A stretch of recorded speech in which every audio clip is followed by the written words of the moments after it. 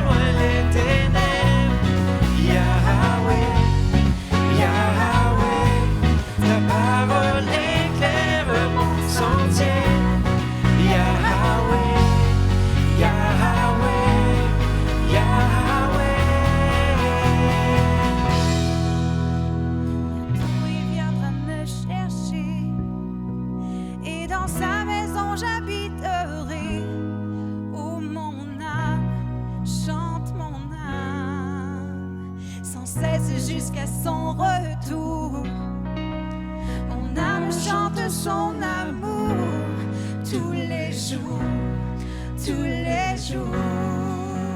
Oui, toujours le bonheur et la grâce m'accompagneront devant sa face, dans sa présence, tellement de joie, tellement de joie. Et tant qu'il se trouve auprès de moi, aucun mal, mon âme, tu ne craindras. Et dans son temps, je reviendrai, je reviendrai. Yahweh, Yahweh, Yahweh, tu fais briller sur moi ton soleil. Yahweh, Yahweh, ta lumière chasse au loin les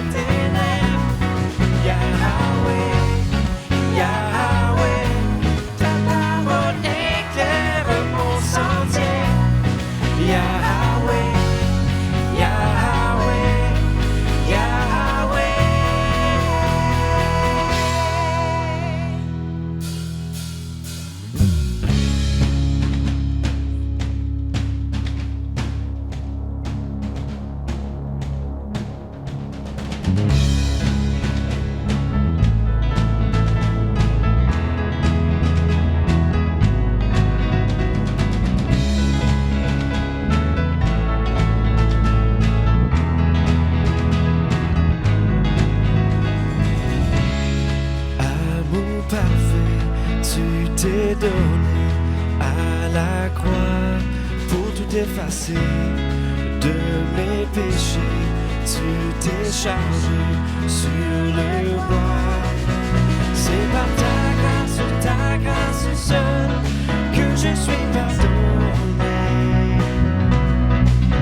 C'est par ta grâce seule que Dieu m'a racheté. Oh, oh, merci pour la croix, ton amour pour moi. Oh, oh, ta grâce ne faillit pas.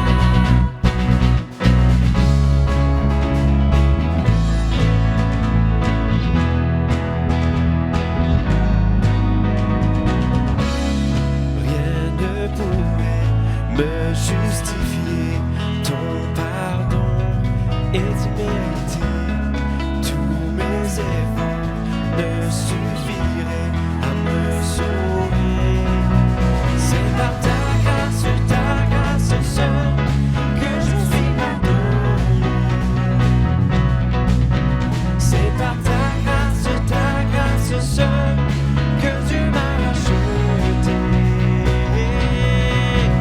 Oh, oh, merci pour la croix, ton amour pour moi. Oh, oh,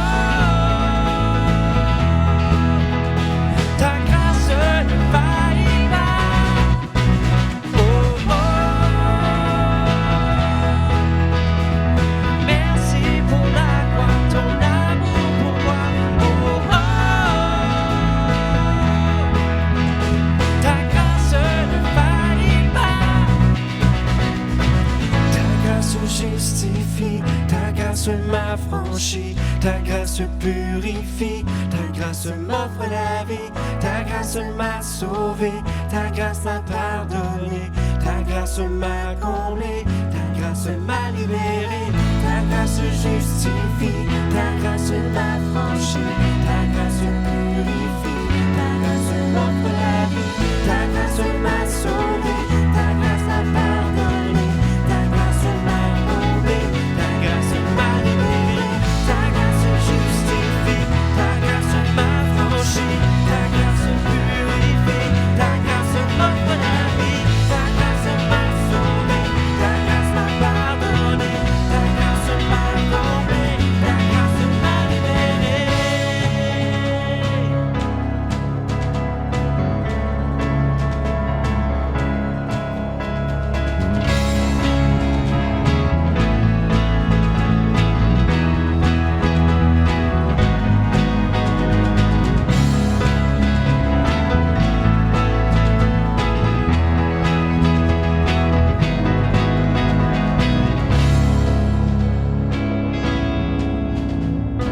Amen. Merci Seigneur. Ta grâce ne faillit pas. Sa grâce ne faillit pas. Quel bon chant. Merci à gang d'être là ce matin. Wow! C'est un moment très spécial qu'on vit ensemble ce matin. C'est un moment qui nous fait en sorte de nous rappeler à quel point Dieu est grand. Comment, malgré les épreuves, Dieu est avec nous. Fait que je vous accueille ce matin avec joie pour ce moment que nous vivons ensemble. Que malgré qu'on ne peut pas se rassembler entre nous, on peut quand même vivre avec un grand cœur entre nous. Je veux qu'on soit, même si que vous n'êtes pas avec nous présentement, physiquement, vous fassiez une petite photo avec votre gang, vous mettez ça sur Facebook ou Instagram, vous faites hashtag 180, puis vous nous dites que vous êtes là, on veut vous voir la face, on veut vous saluer, vous dire bonjour, on veut vraiment sentir votre présence avec nous. Fait que c'est ça qui est le fun ce matin, c'est qu'on vit un moment en live, c'est pas un enregistrement, fait que pour une salutation, je voudrais vous saluer tels que Alicia, Stéphane, Patrice, Stéphanie, David, Pascal, Étienne et tant d'autres que vous êtes sur tous nos réseaux sociaux. On est content de vous voir. Et je veux vraiment comme prendre le temps de dire que le Seigneur est avec vous, que malgré les épreuves, malgré les circonstances, malgré les problèmes peut-être financiers, problèmes de famille ou problèmes quelconques, sachez que Dieu est avec vous ce matin, qui veut vous transformer votre tristesse en joie ce matin. Fait qu'on va prier ensemble, prier avec moi, puis le Ben va embarquer en même temps avec moi, puis on va pouvoir louer le Seigneur. C'est une grâce immense de pouvoir se rassembler et de louer le Seigneur. Prions. Seigneur, merci pour l'abondance que tu nous donnes. Merci d'être présent, malgré les épreuves, malgré les difficultés. Tu peux être notre rocher, notre salut, Seigneur. Et on sait que tu seras toujours là avec nous. Puis dans le nom de Jésus, je déclare que malgré qu'est-ce que tu vis, malgré que les gens, qu'est-ce qu'ils vivent, que tu es avec eux, Seigneur, que tu veux leur montrer ton amour, Seigneur. Fait que, Seigneur, je te demande de bénir cette Église, bénir ces gens qui sont à la maison, avec leur famille, leurs amis, pour ta gloire, Seigneur. Dans le nom de Jésus. Amen. Bon dimanche.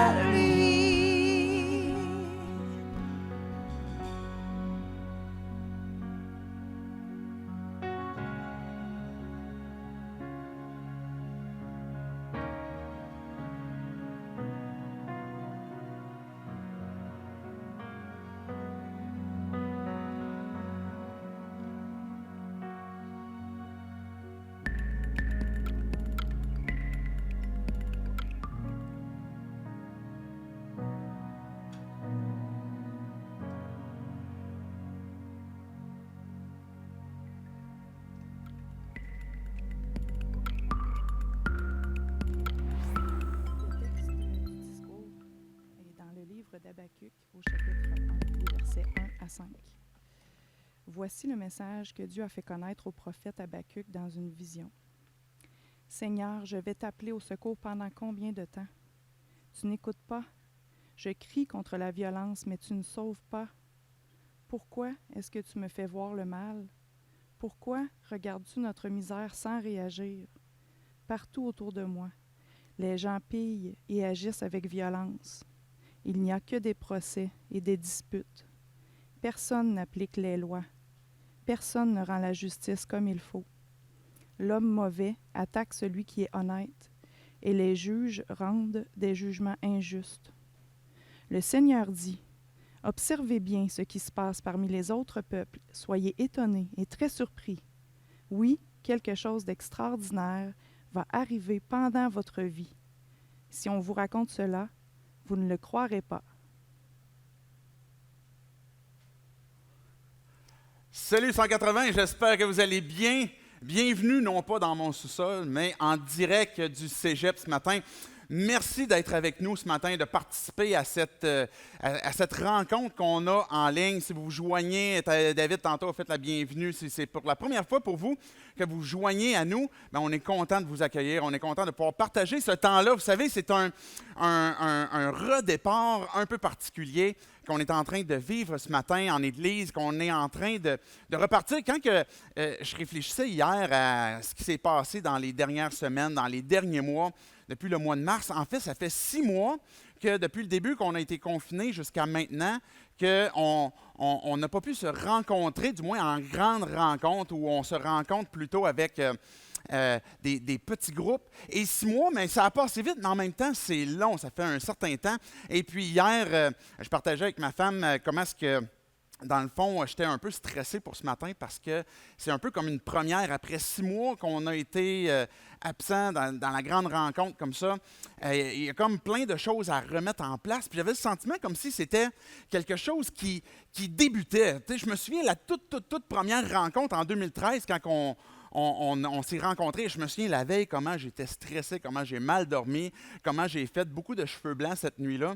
Et puis là, il fallait réfléchir à ce qu'on allait avoir de besoin, par exemple, pour la zone enfant, ce qu'on allait avoir besoin avec le band, ce qu'on allait avoir besoin pour l'accueil. Et puis, il y avait ce stress parce qu'on était une petite équipe aussi. Puis là, on va-tu oublier quelque chose?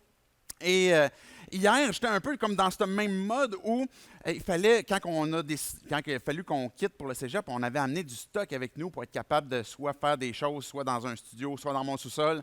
Et puis hier, je me promenais pour aller rechercher les trucs qui devaient être à gauche et à droite dans la ville. Et puis, je remplissais ma vanne pour revenir ici ce matin. Et en me rendant ce matin ici à la rencontre, j'ai réalisé que c'était notre 7e anniversaire aujourd'hui. Notre sentiment de départ, oui, on est quelques-uns dans la salle pour applaudir. J'espère que vous pouvez applaudir chez vous aussi pour célébrer Dieu, dans le fond, qu'est-ce qu'il a fait avec 180 depuis 7 ans. Dans le fond, on a commencé le 29 septembre 2013 et aujourd'hui, en m'en venant, c'est notre dimanche d'anniversaire, 27 septembre 2020. Et le tout premier dimanche en 2013, je me souviens que je m'en venais avec mon garçon Benjamin avec une vanne remplie de stock.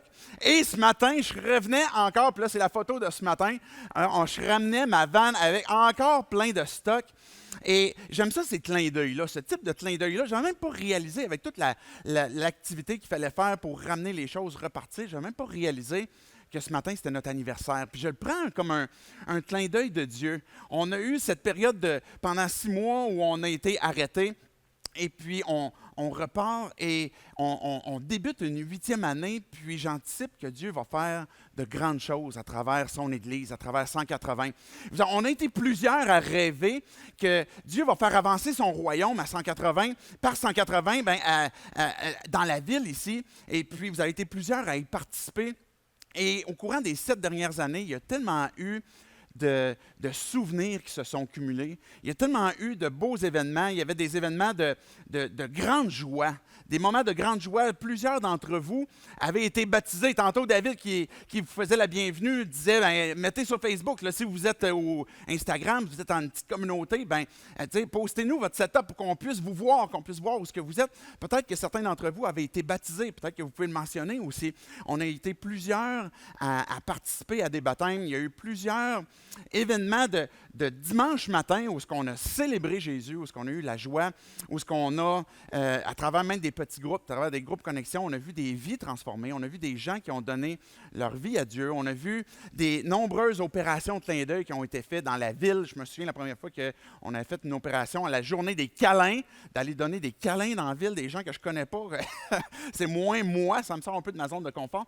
Mais c'était une action comme les autres opérations de clin d'œil pour donner finalement, redonner à la communauté, pour montrer qu'on est là, on est le corps de Jésus, le corps de Christ, puis on veut être articulé, être envoyé auprès des gens qui nous entourent dans la communauté.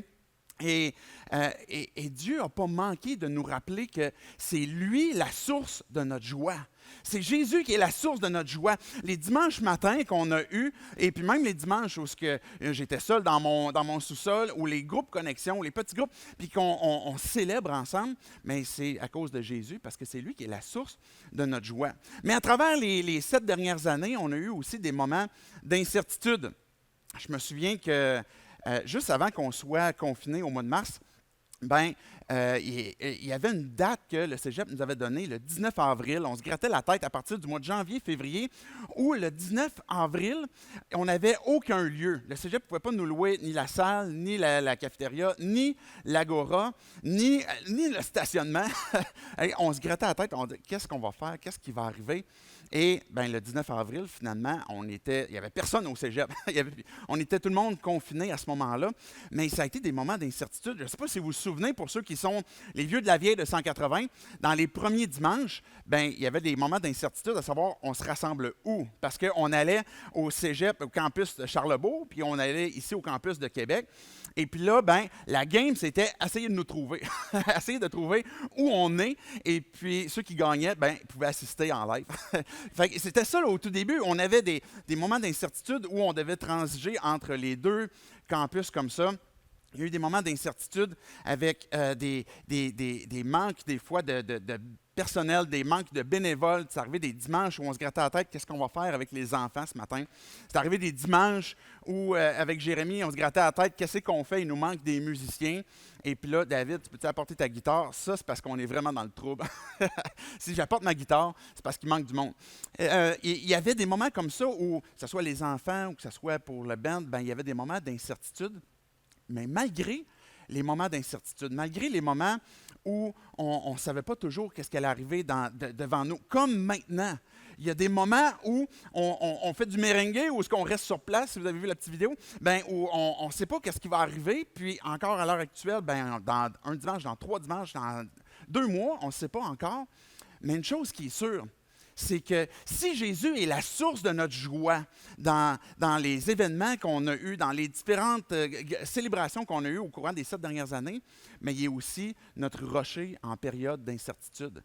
Dans des moments où on ne sait pas, Jésus a toujours été celui sur qui on peut se reposer, sur qui on peut placer notre foi, sur qui on peut dire, on ne sait pas ce qui va arriver, mais une chose est sûre, c'est que tu es encore roi. Une chose est sûre, c'est que tu es encore souverain sur notre ville, sur nos vies, et que même s'il arrive des choses qui dépassent notre compréhension et notre capacité, mais Dieu, tu es notre rocher. Il est arrivé des moments dans les 7 dernières années, oui, des grandes joies. Il est arrivé, oui, des moments d'incertitude. Il est même arrivé des moments qu'on pourrait qualifier de difficiles ou même de tragiques. Comme pasteur ou comme plusieurs d'entre vous qui on se côtoie, on arrive dans des moments, dans des saisons de nos vies où, en partageant nos vies, on réalise qu'il y a des gens qui vivent des détresses. On a vu des gens qui ont perdu leur emploi.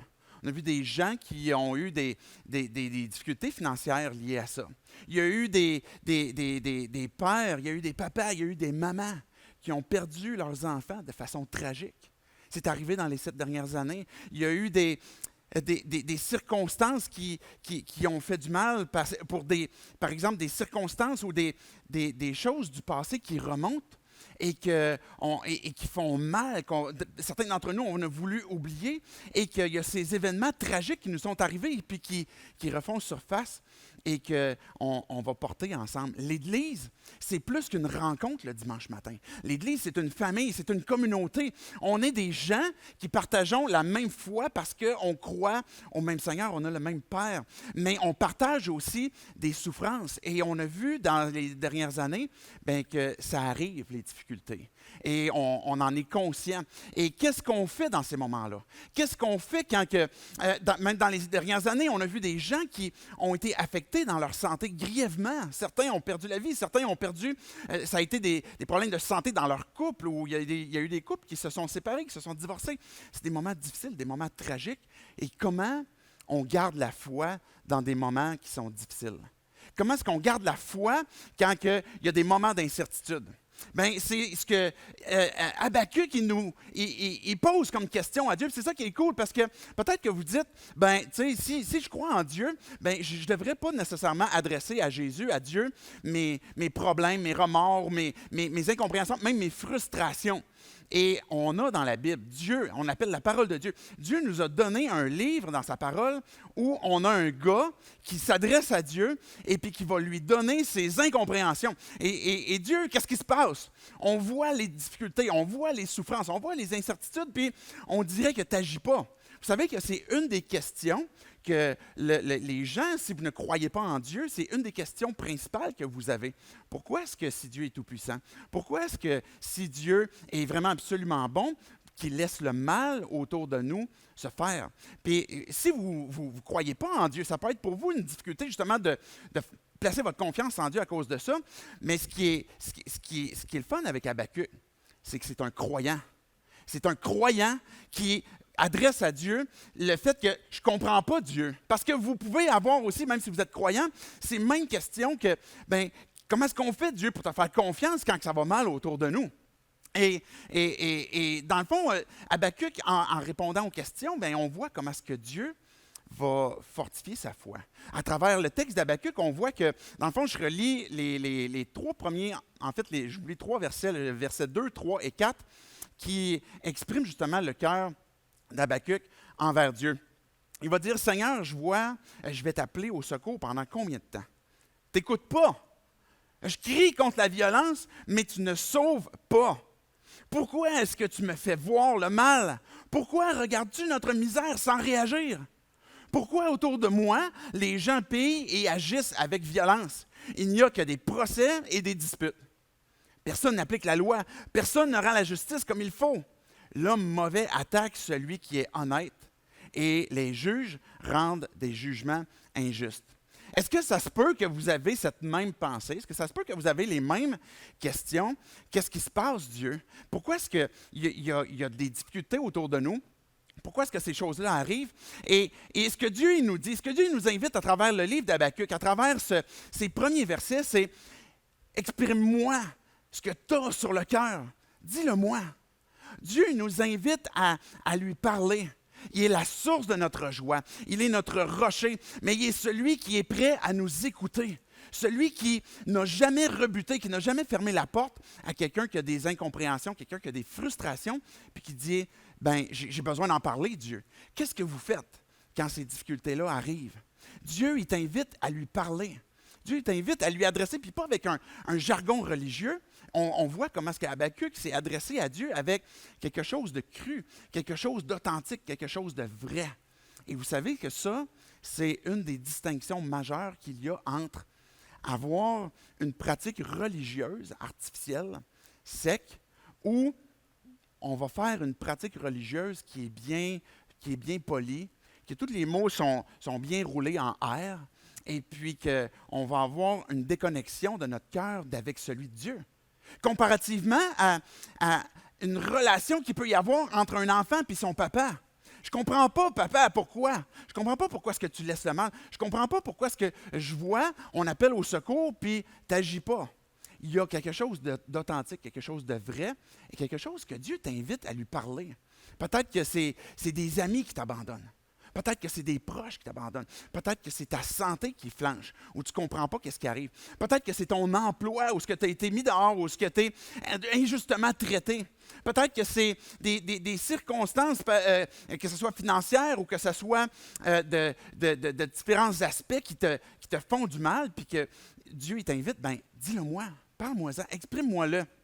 Et jamais Dieu a condamné ça. On voit à travers Habakkuk, on voit à travers Job, on voit à travers David, à travers la femme, à un moment donné. C'est une femme qui avait en perte de sang pendant plusieurs années. Et puis à l'époque, une femme ne pouvait pas s'approcher comme ça de même quelqu'un qu'on appelle maître, un rabbin. Puis Jésus s'est laissé approcher par cette femme-là. Parce qu'elle avait besoin d'avoir un contact avec Jésus. Et que même si ce n'était pas convenable, elle l'a fait. Jésus a dit, à l'époque, ce n'était pas convenable que les enfants puissent venir jouer auprès d'un homme qui est un enseignant, un rabbin, quelqu'un qui est estimé, quelqu'un qui est religieusement le fun. Mais Jésus il disait, laissez venir les enfants me voir. Laissez-les venir me voir. Puis des enfants, mais des fois, ça rit, des fois, ça va lâcher un petit rot, des fois, ça va faire une mauvaise blague, des fois, ça va donner une bine à un autre enfant. Et Jésus, il voulait la présence des enfants, malgré le fait que, ben oui, ils sont vrais, qu'ils sont authentiques. Et c'est ce même Dieu qui est un papa qui nous dit, viens me voir. Parle-moi de ce que tu as. Comment est-ce qu'on fait pour garder la foi dans des moments qui sont difficiles? Bien, il n'y a aucun autre moyen pour rester sain d'esprit dans notre foi, dans notre marche avec Dieu, que de venir à lui puis de lui dire ce qu'on vit, que de lui dire qu'est-ce qui nous arrive et pour qu'il puisse venir à notre secours. Mais Jésus aussi, il nous invite non seulement à lui exprimer les choses qui nous sont difficiles, mais aussi à écouter. Vous savez, il y a un verset, quand je lisais Habakkuk, il y a un verset par lequel j'ai voulu passer par-dessus. Et c'était le verset 1, parce qu'on se dit, c'est comme ça n'a pas rapport, c'est comme un titre. Et regardez, on va remettre le verset 1. Voici le message que Dieu a fait connaître au prophète Habakkuk dans une vision. Dieu, il parle. Écoute-le. J'avais envie de passer par-dessus ce verset-là, parce qu'on se disait, tu sais, un titre, puis ça n'a pas rapport. Puis tout de suite, après, on arrive au verset 2, puis Habakkuk, il va épancher son cœur, il va dire qu'est-ce qu'il y a. Mais au tout début, Dieu nous rappelle, je parle, puis j'ai quelque chose à te révéler. J'ai quelque chose à te dire. Et on a besoin d'ouvrir nos oreilles à ce que Dieu a à nous dire. Parle à Dieu, exprime ton cœur, dis-lui les joies que tu as, c'est de l'adoration, dis-lui les incertitudes que tu as, les inquiétudes, dis-lui dans tes détresses, tes colères, tes frustrations, exprime-lui. Puis prends le temps aussi d'écouter, parce que Dieu a un message. De quelle façon il va te le révéler? Je pense que Dieu il veut te parler premièrement à travers sa parole. Ça peut être à travers un rêve, à travers des gens, à travers la communauté. Dieu va te parler de différentes façons, mais il y a quelque chose à te dire. Et on va voir dans la suite d'Habakkuk qu'il y a un timing. Il y a une question de timing entre le nôtre et celui de Dieu. Il y a une question d'attente. Mais ce que je veux relever ce matin, c'est particulièrement le fait qu'il faut avoir une attitude où Dieu, je veux t'écouter aussi. Je veux plaider. Et c'était ça, en fait, ce qu'Habakkuk est en train de faire. Il est en train de plaider sa cause. Dieu, c'est quoi qui arrive? Puis réponds-moi. Puis c'était ça que Job il disait. Mais quand Dieu a commencé à répondre à Job, Job a dit aussi, je mets la main sur ma bouche, puis je me tais, puis j'écoute. Mais Dieu nous invite pour que notre foi puisse passer les bons comme les moins bons moments, les moments plus difficiles d'écouter. Regardez, je vous lis rapidement la fin du verset 4. Dieu dit, le Seigneur répond, les Babyloniens arrivent. Il y avait une réponse qui était spécifique pour le temps d'Habakkuk où j'ai vu l'injustice, j'ai vu qu'il y a de la souffrance, j'ai vu comment est-ce que le monde se traite les uns les autres et je vais punir ça, je vais agir avec justice. Puis il va dire au verset 5, le Seigneur dit, observez bien ce qui se passe parmi les autres peuples. Soyez étonnés et très surpris. Oui, quelque chose d'extraordinaire va arriver pendant votre vie. Si on vous le raconte, on raconte cela, vous ne le croirez pas. Dieu, il va agir, Dieu, il va intervenir, mais il faut prendre le temps d'écouter. Mais il y a un dernier aspect aussi qu'on doit faire, non seulement prendre le temps d'exprimer à Dieu, prends le temps de parler à Dieu, prends le temps de lui dire ces choses que tu as sur ton cœur de façon vraie, de façon authentique, mais aussi prends le temps d'écouter qu'est-ce que Dieu a à te dire. Mais je termine avec cette dernière application qu'on peut tirer de Habakkuk, qui est de rappelle-toi. Rappelle-toi que Dieu, c'est un papa. Rappelle-toi le caractère de Dieu. Je veux lire 2 derniers versets pour conclure sur le texte d'Habakkuk. Rappelle-toi le caractère de Dieu. Au verset 12, Habakkuk, il va dire, « Depuis toujours, c'est toi qui es le Seigneur. Tu es mon Dieu. Tu es saint et tu ne meurs pas.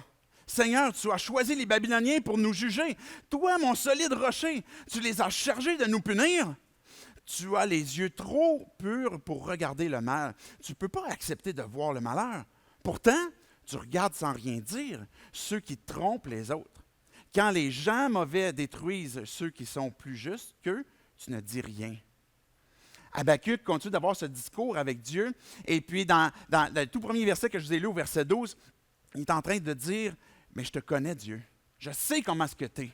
Je sais que tu as toujours été Dieu. Tu es le seul Dieu. Tu es mon Dieu. Tu es saint et tu ne meurs pas. Mais pourquoi tu agis comme ça? » On a besoin de se rappeler le caractère de Dieu pour lui demander comment est-ce que tu vas agir, qu'est-ce que tu vas faire. Puis, mais se rappeler que Dieu est notre Dieu, que Dieu est un Père, que Dieu est celui qui nous invite à entrer en relation, à entrer dans une famille que lui a établie, qui n'est pas une famille basée sur un rituel religieux où tu es baptisé, puis après ça, tu manges des hosties dans une communion, mais que tu donnes ta vie, que tu donnes ton cœur et que tu entres dans quelque chose qui est une famille, qui est une communauté.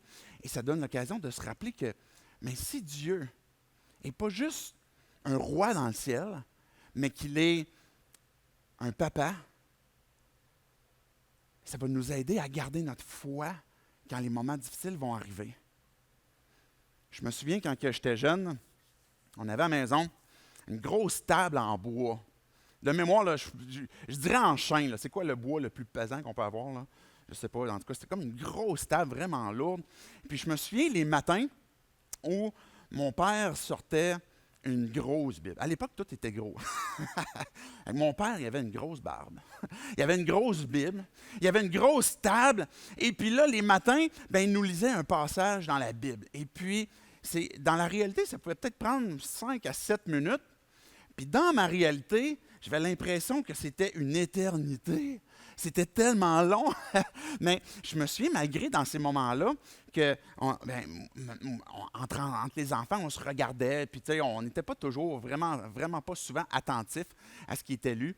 Et puis, mais il y avait quelque chose qui se créait quand même à ce moment-là. Il y avait quand même le sentiment comme quoi que on est en train de partager une famille. On est en train de partager quelque chose qui, même autour de cette table-là, chacun avait sa place. Il n'y en avait pas un qui fallait qu'il aille prendre la place de la maman, de la mère. C'était ma mère qui s'assoyait là. Et encore moins celle de mon père. Puis après ça, celle de mon frère, je peux pas. Moi, j'étais le petit. Hein, fait que finalement, je pogne la place que j'ai. Puis je ne m'aventure pas plus loin que ça. Mais il y a une appartenance qui se créait. Il y a cet esprit de famille où on partageait ensemble ces liens familiaux. Et il y avait quelque chose qui se créait de sécurité. Une sécurité, il se créait une appartenance que même, peu importe ce que mon frère avait pu faire, ce que ma sœur allait faire, ce que moi j'allais faire, on allait toujours rester des frères, des sœurs. On allait toujours rester les enfants de mes parents. Et ça ne change pas encore aujourd'hui. Et cette image de la famille, c'est celle que Dieu a choisie pour nous montrer qu'il est notre Père.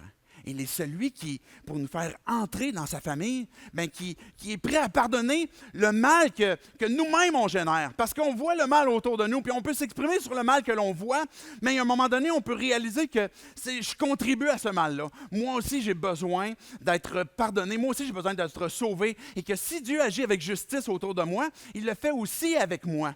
Et j'ai besoin que d'être pardonné. J'ai besoin que d'être sanctifié, que d'être accueilli par mon Père dans lequel il m'invite à pouvoir être adopté pour pouvoir partager ces moments-là ensemble. Et quand que je vis des moments avec Dieu où que c'est de la joie, mais je me souviens qu'il est ma source de ma joie. Je me souviens dans des moments d'incertitude qu'il est mon rocher. Et je me souviens dans les moments difficiles, comme des moments de détresse, que Dieu est mon papa, qu'il est là, qui prend soin de moi.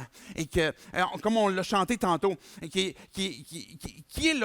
suis-je pour que le roi de l'univers s'approche de moi puis me prenne dans ses bras. Et puis si j'étais perdu, maintenant je suis trouvé, je suis adopté, je suis pardonné. Dieu m'a invité à entrer dans sa famille pour que je puisse être libéré, pour que ma dette puisse être payée.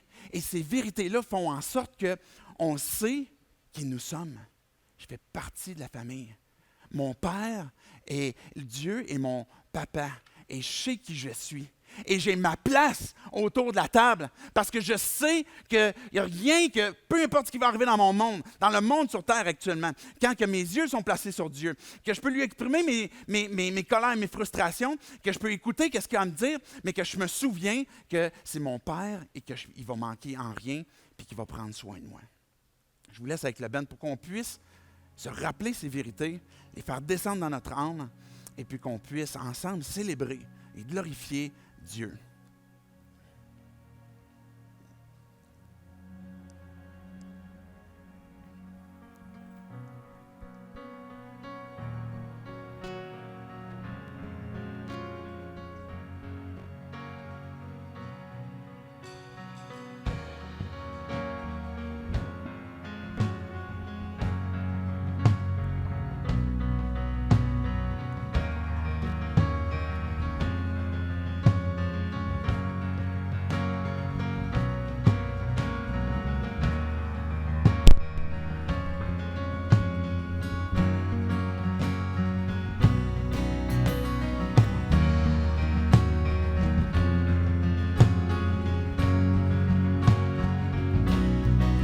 Je suis choisi et affranchi. En toi, je sais qui je suis. Tu es pour moi, pas contre moi. En toi, je sais qui je suis. Je suis choisi et affranchi. En toi, je sais qui je suis. Tu es pour moi, pas contre moi. En toi, je sais qui je suis. Choisi et affranchi. En toi, je sais qui je suis. Tu es pour moi, pas contre moi. En toi, je sais qui je suis. En toi, je sais qui je suis.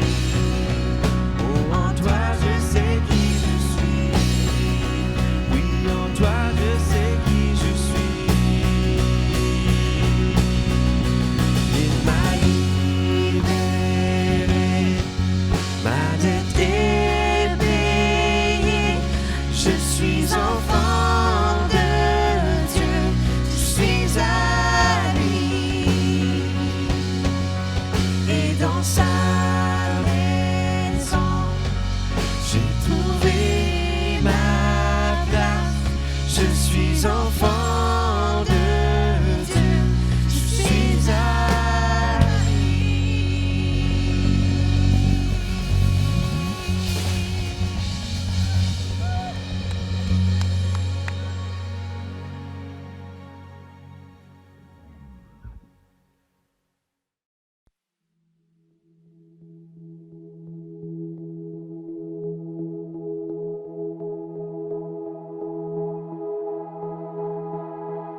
Following Jesus is my great adventure.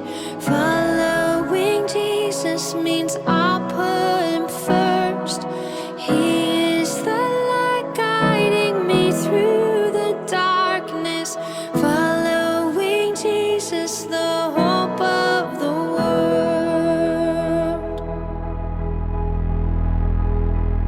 Following Jesus is my great adventure. Following Jesus means I'll put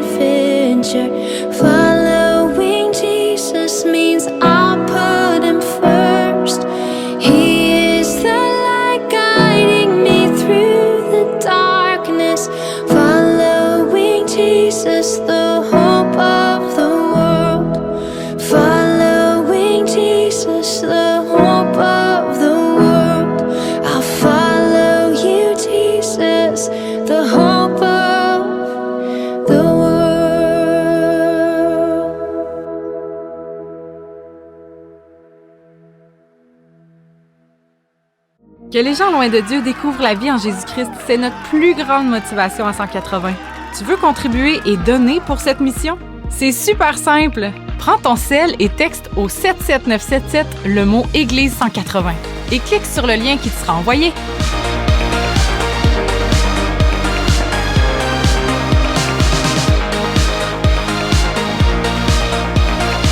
Merci! Ta contribution fait une vraie différence dans la vie des gens. Hey, oublie pas de partager la vidéo. Tu peux aussi liker la page Facebook. La majorité de nos informations passent par là. Puis si jamais tu as des questions, que tu veux en savoir plus sur Jésus, tu as peut-être besoin de prière ou besoin d'aide, ben contacte-nous. N'hésite pas. Merci d'avoir été là. À la prochaine!